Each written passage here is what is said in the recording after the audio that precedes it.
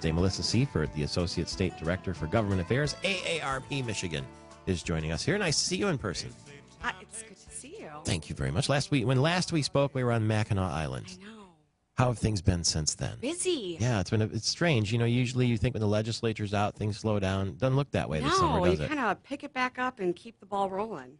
Some kids are getting their ACT scores. Some of them are getting their final grades. And what you seem to have here is a scorecard that we're not going to like the results of. We're not, but I think we're going to swip it into a positive. So we recently came out with a long-term support services scorecard. And unfortunately, we measured a lot of things in this scorecard, but I think the one that we need to talk about and the most important thing is our poor scored on caregiving support. So we ranked 44 in the nation for our efforts in caregiving, or lack thereof, should I say.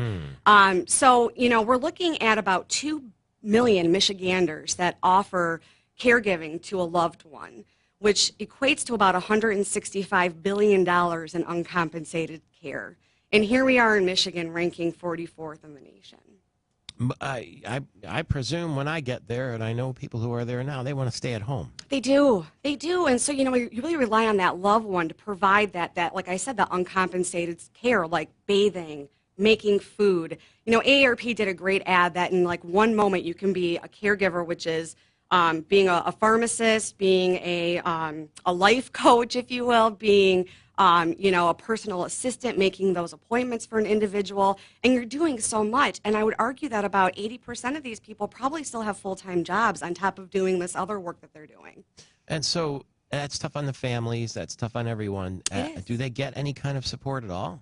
There isn't really a lot of support for caregivers out there right now. So with that in mind, AARP started this new initiative called the CARE Act, which is model legislation that various states are introducing throughout the country. We have not done it yet here in Michigan, but we're looking to do this in the future. And what it does is just do simple things like when a person is administered into the hospital, that they notify the caregiver, that they tell them, like, listen, they just got into the hospital. They actually name the caregiver on documents. And then, at the time of when they get out of the hospital, they do the same thing. They notify the caregiver, we're going to release this individual. We know that you're the caregiver. Here are some steps to make sure that this doesn't happen again. These are some things that you can do to make sure that they're going to be healing appropriately, and those kind of things. Just the next step, make sure that they know what's going on and that caregiver has more of a transparent understanding of what's happening within the hospital and out of it. I suppose in some families you would have disputes over who gets to be the caregiver or the appointed caregiver, and in some families maybe nobody wants to do it. Yeah, that's probably true. That's probably true, and that's why the CARE Act doesn't really specify whether it's a family member. We just say a loved one, whoever the caregiver may be. We're seeing a lot of people who may not have family here in the state, so it's a neighbor or a church friend or those kind of things. You hear about Family Leave Act when a baby is born. Could that apply to end-of-life issues with parents and grandparents and that kind of thing? There are some really innovative companies here in the state of Michigan that have done such thing where the Governor Snyder actually in the senior message highlighted one of AARP's best employers, which was Mid-Michigan Health System out in Midland. And they do that. They allow individuals to take time off to care for an aging parent. They offer on-site facilities to have adult daycare or child daycare.